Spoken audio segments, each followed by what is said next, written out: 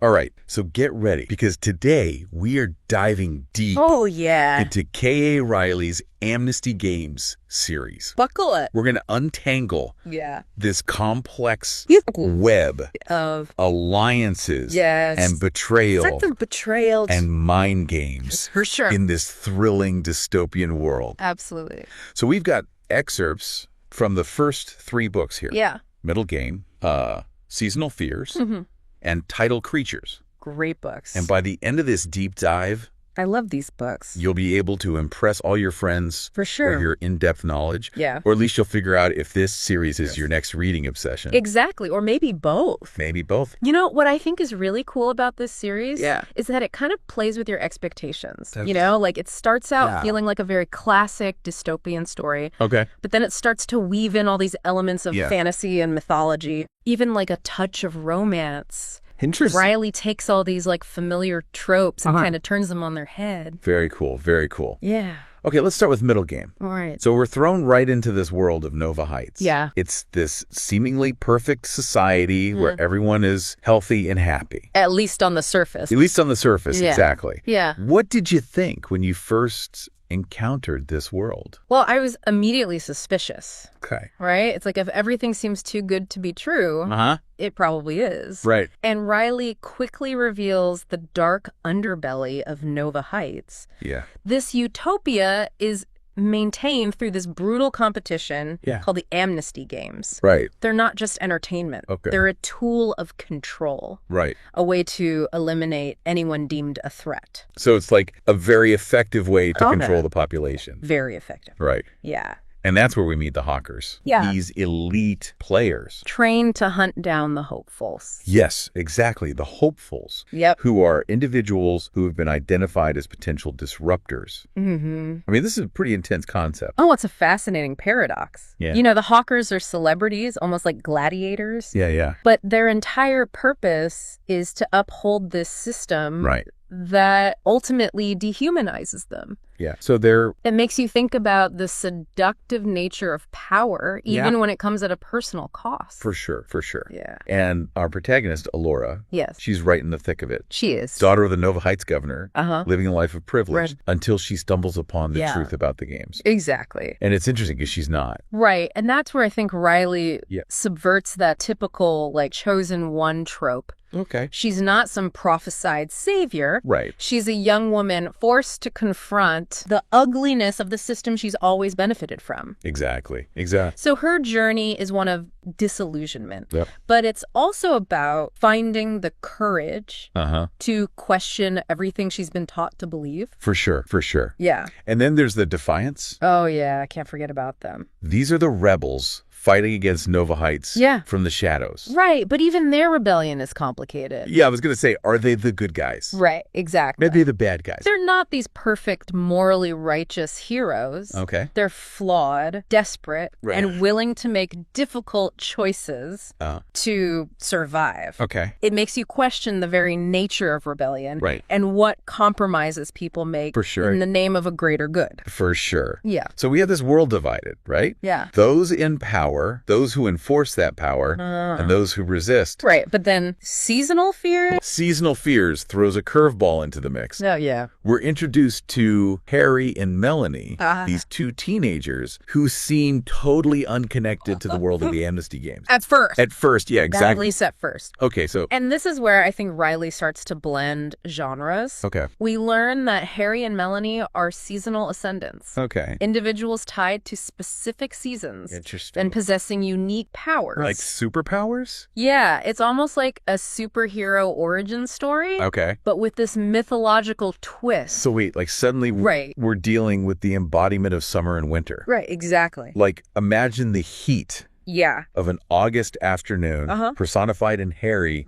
and then the biting chill of a December night in Melanie. That's Melanie. It's so cool. Yeah, it's a clever way to introduce this concept, nature. Okay. As this powerful force, both beautiful and dangerous. And it's not just about the seasons themselves. Right. We're also introduced to the alchemists Okay, these figures who can manipulate the very fabric of reality. So we've got these two seemingly separate storylines. Yeah. Right? This dystopian world of the Amnesty Games and the magical world of the seasonal ascendants. Right. How does Riley even begin to connect these threads? Well, that's where Tidal Creatures comes in. Okay. We meet Kelpie, this lab-created being who's tied to the lunar pantheon. Okay. Essentially, moon gods and goddesses. Okay, got it. And like the seasonal ascendants, lunars can share their bodies with mortal hosts. Oh, that's interesting. Yeah, creating this really interesting dynamic of two beings coexisting. It's so cool. Yeah, it's like she's taking this concept of duality and applying it to both the human and the supernatural. Okay, very cool. And then there's the Impossible City.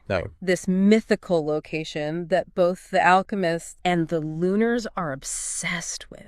Think of it like the ultimate prize in this like cosmic game of chess. Okay. This place of immense power that everyone wants to control. So now we have like three distinct groups vying for power. Right. You've got the alchemists. Yeah. You've got the lunars. And you've got the humans caught in between. Right. Exactly. But it seems like there's something even bigger at play here. Oh, absolutely. Right. Yeah. Like throughout these first three books, Riley keeps hinting at this looming threat. Oh, yeah. This mystery that connects all these seemingly disparate storylines. Exactly. And it all seems to revolve around this upcoming eclipse. Okay, so we've got this dystopian society, rebellious teenagers with superpowers, ancient deities, this mysterious city that everyone wants to control. Everyone wants. But to top it all off, there's this eclipse on the horizon that could change everything. Things are about to get interesting. It definitely sounds like it. Oh, you have no idea. Oh, no. Riley has only just begun to weave her web. Okay, I am intrigued. You should be. I need to know more. Yeah. I need to know more. Well, let's get into it. Let's do it. Yeah. So we've got this like epic clash brewing, alchemists, lunars, humans, all vying for power. Yeah. But in the midst of all this like cosmic drama, Riley manages to ground the story in some really relatable human experiences. Absolutely. Yeah. Like take Harry and Melanie in Seasonal Fears. Right. They're dealing with first love, family drama, all the typical teenage angst, but with this added pressure of embodying summer and winter. It's a lot. Yeah, I was really drawn to their relationship. It's not just like a cheesy romance. Yeah. It's about two people trying to figure out who they are, both individually and as a couple, while literally controlling the forces of nature. Right, exactly. What stood out to you about their dynamic? I thought it was really fascinating how Riley uses their relationship to explore like these different facets of love and power. Okay. You know, Harry's summer is all about warmth and growth. Right. While Melanie's winter is more about resilience. Okay. Well, a bit of icy detachment. Like their powers reflect their personality. Acts almost like a surrogate mother to Melanie. Interesting. Which is interesting because Melanie already has a very controlling father. Right. It's like Riley's exploring these different expressions of feminine power. Okay. Protective, nurturing, but also potentially restrictive. That's a really good point. Yeah. I hadn't thought about it that way. But you're right. It's like each character is grappling with these different forms of power. Right. Right. Whether it's the power of the seasons, the power of knowledge, or even the power dynamics within a family. Yeah, for sure. Yeah. And speaking of families, Melanie's relationship with her father. Oh, that's a whole other layer of complexity. It is. It's really complicated. Right. Because he loves her. He does. But he's also terrified of her winter powers. Right. So he tries to control her. Keep her isolated. Right. And ironically, that's exactly what pushes her further into that winter persona. It's a self-fulfilling prophecy. It is. It's that classic paradox of trying to protect someone by limiting their freedom. Right. And it totally backfires. That totally does. It makes you wonder about that fine line between love and control. Absolutely. And then we have Kelpie in Tidal Creatures. Right. And she's this like fascinating character. She is. Because she's literally created in a lab designed to be a tool for the alchemists. And yet she yearns for connection. She does. She yearns for something more than just fulfilling her programmed purpose. Right. Exactly. Like her story really resonated with me. Yeah. It's about finding your own identity, your own agency. Yeah. in a world that's constantly trying to define you. And I think that's something a lot of people can relate to. Oh, absolutely. Especially like in those formative years. Yeah. You know, when you're trying to figure out who you are and where you belong. Totally. And it's not just about breaking free from her creators. Yeah. It's about learning to trust herself, to embrace her unique connection to the Lunars, even when it makes her different. Exactly. And her relationship with Isabella, the Hechicera, is so important in that journey. Like, Isabella sees Kelpie's potential, not just as a weapon, but as like a young woman who deserves respect and guidance. It's like she offers Kelpie a different path, one that exists outside of this whole alchemist-lunar conflict. Okay, so we've got these parallel journeys of self-discovery, right? Harry and Melanie figuring out how to wield their powers, navigate their relationship, deal with family drama, and Kelpie trying to break free from her creators, embrace her true nature. Exactly. It seems like Riley is saying that even in the midst of this cosmic battle, personal growth is still possible. Absolutely, yeah. But let's not forget. But we can't forget. The overarching mystery. Oh, no. The dying Lunars. The upcoming eclipse. The alchemists' obsession with the impossible city. Like, the tension is building with each book. It is. And you can feel this sense of dread. Oh, yeah. Like, something catastrophic has got to happen. Something bad is coming. Right. Yeah. It's like Riley's slowly turning up the heat. And, you know, it's all going to boil over eventually. Oh, it will. And remember what Kelpie revealed about the alchemists experimenting with lunar essence? It's like they're trying to hijack the Lunar's power. Oh, wow. Yeah. Okay. Control it for their own purposes. And then there's that chilling line from Diana. Oh, yeah. The Lunar who seems to have sided with the alchemists. She's like, we'll retain our divinity. But we won't be servants anymore. Oh, that's scary. Right. Like, that sent chills down my spine. It did. It suggests a complete power shift. A world where the gods themselves are being manipulated. It's like Riley's blurring the lines between who's really in control. Like, who are the real puppet masters here? Exactly. Are the alchemists the true puppet masters? Yeah. Or are they playing right into Diana's hands? Right. You don't know. It's impossible to know. Yeah. And this is where the everything's come into play. These dreamlike spaces that connect the physical world to the realm of the Lunars.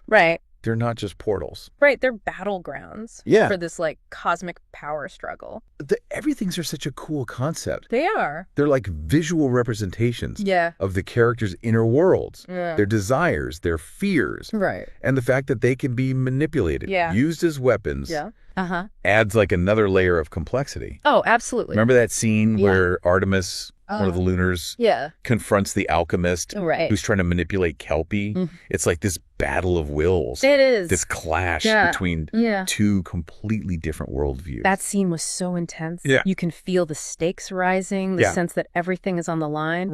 And it really highlights Kelpie's internal conflict, you know? She's drawn to the Lunars, to this power that feels more natural, more authentic, but she's also struggling with her origins, with the fact that she was created. By the alchemist. It's like she's caught. She's caught. In this cosmic tug of war. And as the eclipse approaches, that tension only intensifies. But there's also this glimmer of hope, There is. There is. Like, Kelpie's not alone in this struggle. She's not. She has Isabella and her coven offering a different perspective. A path outside the binary of alchemist versus lunar. And then there's Erin. Oh, Erin. The doctrine of ethos made manifest. She's such a fascinating character. She is. Like, she's a force of nature. Bound by her own rules. Her own sense of order. Yeah, it's like Riley is saying that even abstract concepts can have power, can influence the course of events. As we reach the climax. As we reach the climax of tidal creatures, all these different threads, the personal journeys, the cosmic mysteries, the battle for power, they all converge in this way.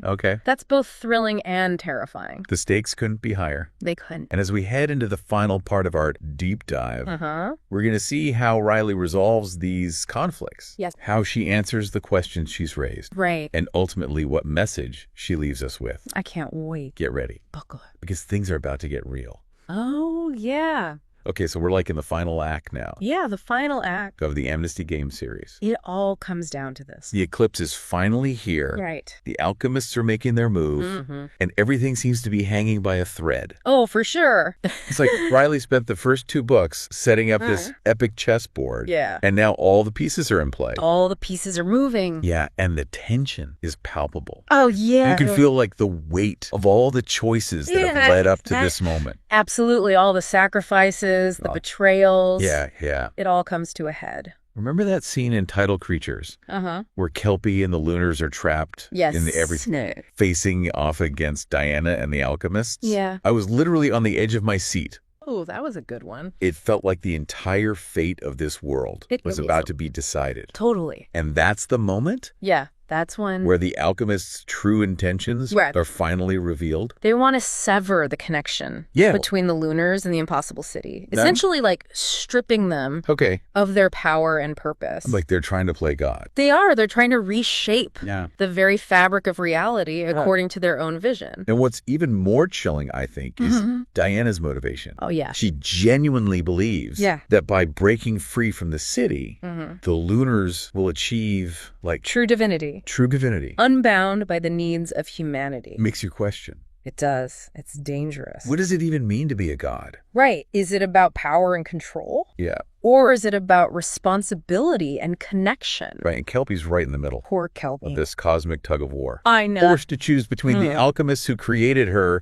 and the Lunars who represent like different kind of power. This power that feels more innate. Right. More aligned with her true nature. It's a decision that could literally reshape the world. For sure. And I love that Riley doesn't shy away from the consequences of that. Okay. You know, Kelpie's choice will have ripple effects that extend far beyond her own personal journey. And here's where Riley, like, totally blew my mind. Oh, tell me. Kelpie doesn't choose a side. What? She chooses herself. Wow. She rejects both the alchemist's manipulation and the Lunar's attempts to claim her. Wow. So she just, like, makes her own path? It's such a powerful statement. It is. About agency. Yeah. About defining your own path, even when everyone else is telling you what to do. It's like she's saying sometimes the answer isn't about choosing between 2 predefined options. Okay. It's about forging your own way. Yeah. Creating a third path. Right. That transcends the existing conflict. And it's Kelpie's unique nature. Right. Her hybridity. Her hybridity. Her existence as both like a scientific creation and a being connected to the lunar pantheon. Right, exactly. That allows her to do this. Yeah. It's like she embodies the possibility of bridging these seemingly disparate worlds. Oh, love that. And remember those cryptic lines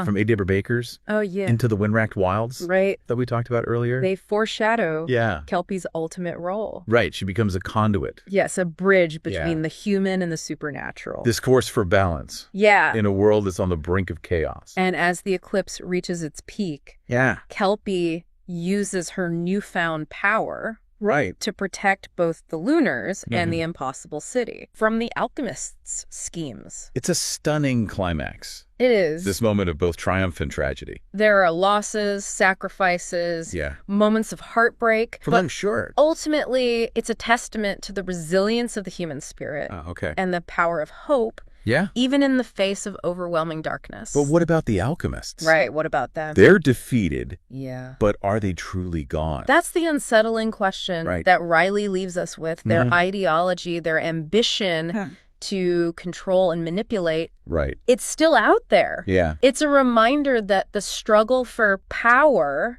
is never truly over. It's never over. Vigilance is essential. And then there's the ending of Seasonal Fears. Oh, right. Harry and Melanie, crowned as summer and winter, find themselves bound to a destiny that both fulfills and constrains them. It's bittersweet. It is bittersweet. You know they're together. Yeah. Their love has endured, but they're also forever linked to the seasons. Yeah. Their fates intertwined with the natural world. It's a powerful reminder. It is. That with great power comes great responsibility. Yeah. And sometimes sacrifice. Even sacrifice, exactly. Yeah. And that final scene. With the spirits. Where they encounter the spirits of past summer and winter figures. Gives you chills. It gives you chills. It highlights the cyclical nature of time. Right. The idea that we're all part of a story that's much bigger than ourselves. So after this deep dive into the Amnesty Games series, what are the key takeaways? What will stick with you? What will stick with you? I think for me, it's about the power of choice. Okay. Even when the world seems to be closing in on you,